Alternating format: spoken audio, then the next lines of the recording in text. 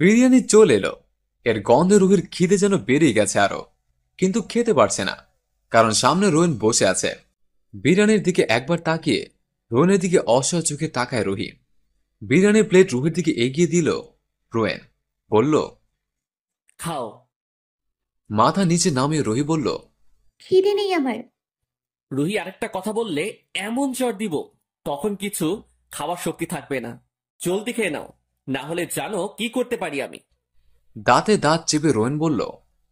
রুহির চারপাশে তাকিয়ে দেখে সবাই ওর দিকে কেমন ভ্যাবলার মতো তাকিয়ে আছে। কেউ কেউ হাসছে। খুব কান্না পাচ্ছে রুহির।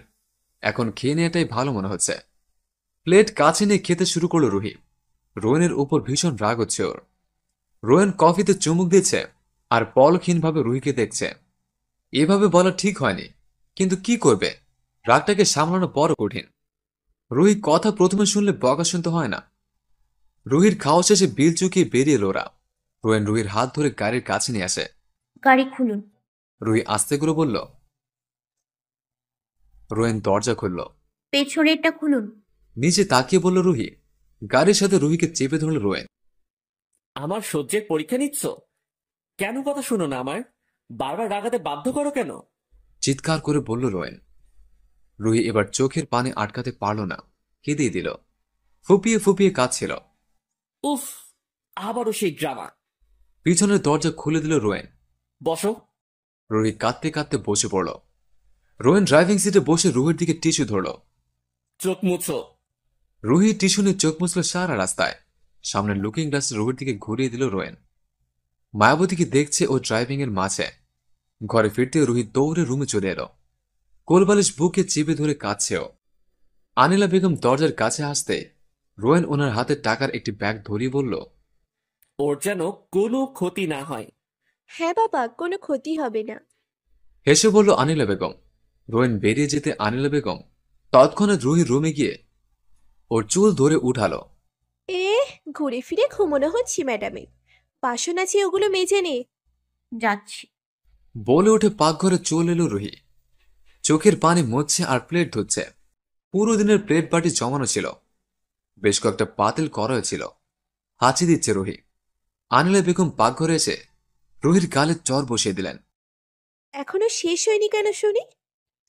বাকি কাজ করে করবে তোর মা? মার নাম নেবেন না মামি। চুপ থাক। মায়ের নাম নিবেন না মামি। মুখ ভেঙচিয়ে বললেন আনিলা বেগম। যা, আমারটা আর কমন বাথরুমটা ধুয়ে নে, এগুলো ধোয়া শেষ হলে। মাথা ঝাঁকে সম্মতি জানায় রুহি। কাজ শেষ করতে করতে রাত 2টো বেজে যায়। গোসল ছেড়ে বিছানা শরীর এলিয়ে দেয় রুহি। শরীরটা বেশি সুবিধার মনে হচ্ছে না। ঘাড় মাথায় প্রচন্ড ব্যথা হচ্ছে। কিছুক্ষণ পরই গা কাঁপিয়ে জ্বর চলে আসে। সারা রাত ঘুম হয়নি ওর। এপাশ ওপাশ করতে করতে পুরো রাত পার করে দিয়েছিল। পরের দিন সকাল। আনিলা বেগম রুহির রুমে এসে চিৎকার শুরু করে দেয়। মহারানীর ঘুম এখনো ভাঙে নাই? ওঠ, কত কাজে পড়ে আছে, সেটার কি খেয়াল আছে তোর? মামি, আজ মিনাকে দিয়ে করিয়ে নিন না প্লিজ, খুব জ্বর এসছে আমার। শোয়া থেকে উঠে বসতে রুহি বলল, মুখে মুখে কথা বলছিস কেন? যা বলছি কর, ওঠ। রুহি চুপচাপ উঠে ফ্রেশ হতে চলে যায়। ফ্রেশ হয়ে বের হতেই মামি নাস্তা বানাতে বানাতে বলল। নাস্তা বানাতে চলে যায় রুহি।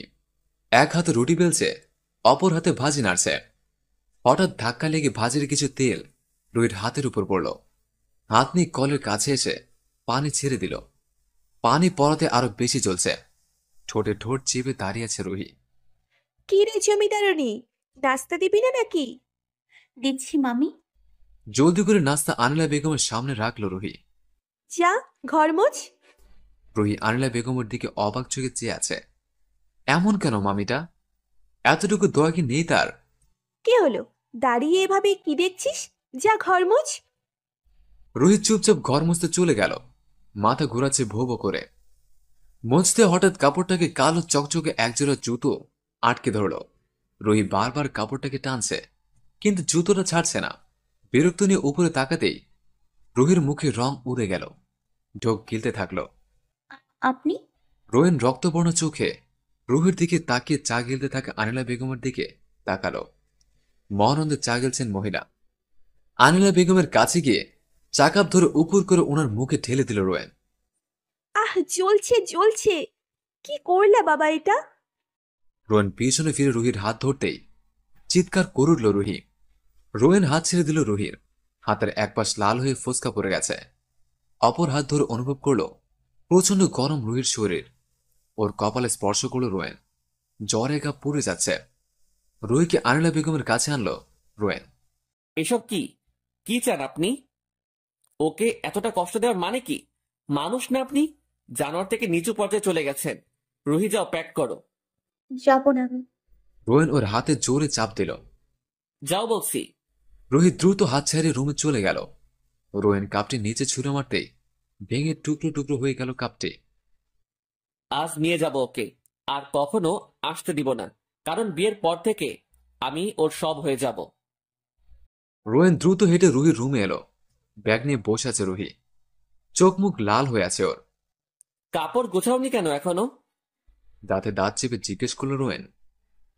রুহি উঠে আলমারি খুলতে গেলে রোয়েন ওর হাত ধরে নিজের দিকে ফেরায়। রুহির কোমর জড়িয়ে নেয় এক হাতে।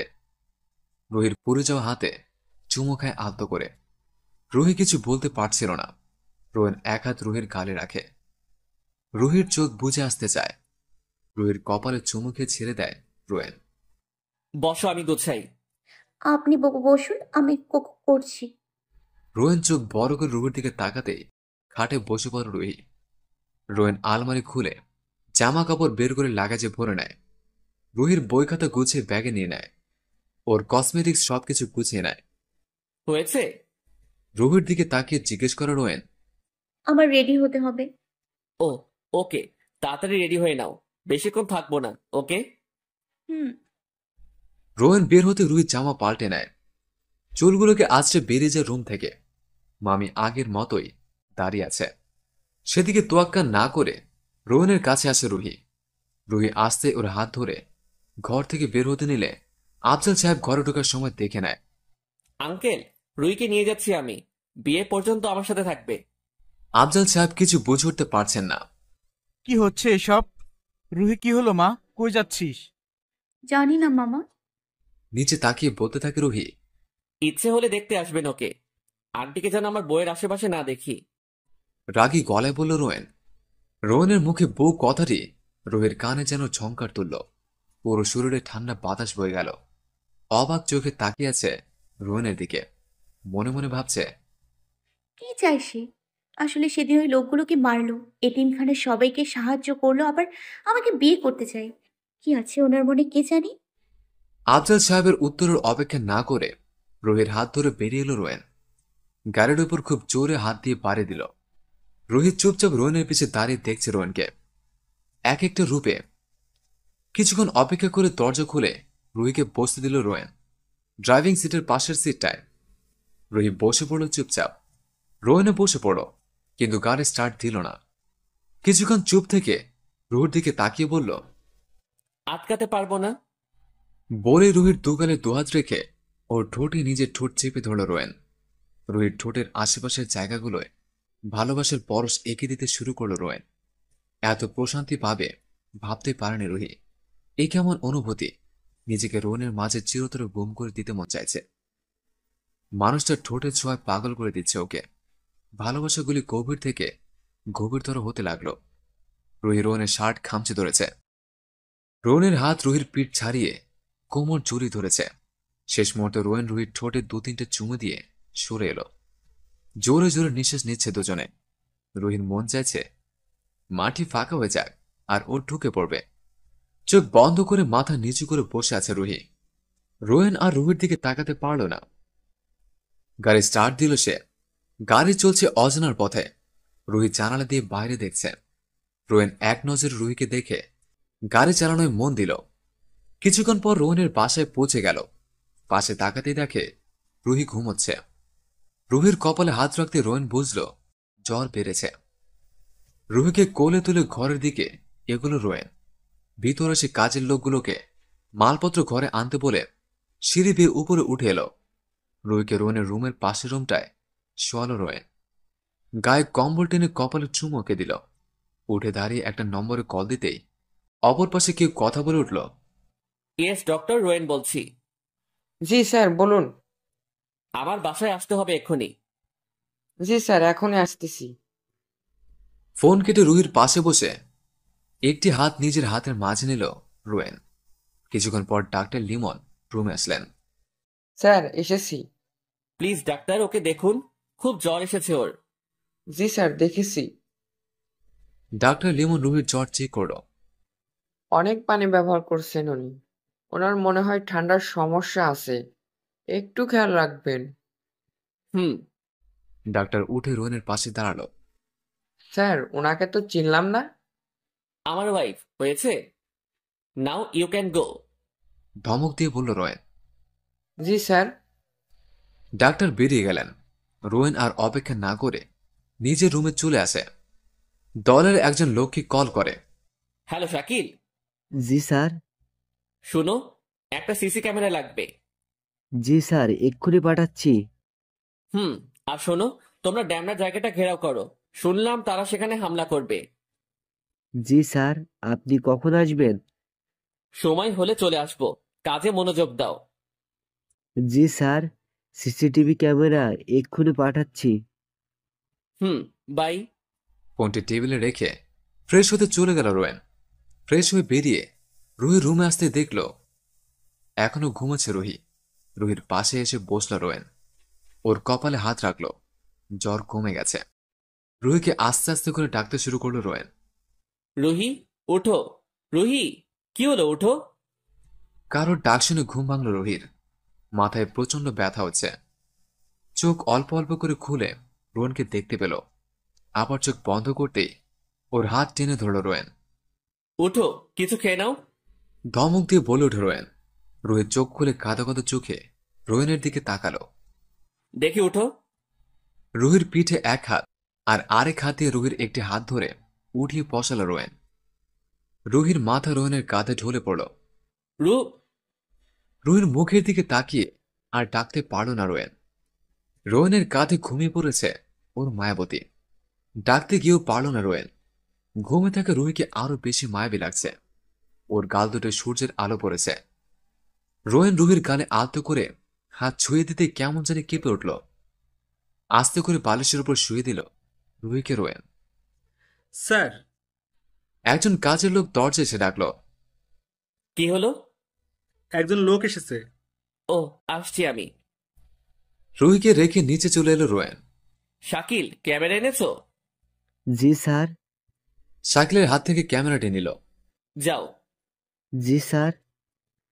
বেরিয়ে গেল। রোয়েন কাজে চলে গেল রুহিকে রেখেই। আজ দুটো লোকে নিজ হাতের গলায় ছুরি চালিয়ে মেরেছে রোয়েন বাসার বাগানটিতে। তার হাত পা ঝাপটা ছিল। বাঁচার জন্য অনুনয় বিনয় করছিল, তবে শেষ রক্ষা হয়নি। লোকগুলো ডার্ক গ্রুপের গোপন খবর জানতে এসে ধরা পড়ে গেছে। রোয়েন ভেবেছিল এত অল্প শাস্তি দেওয়া ঠিক হয়নি। হঠাৎ কারোর চিৎকার শুনে পিছনে তাকায় রোয়েন।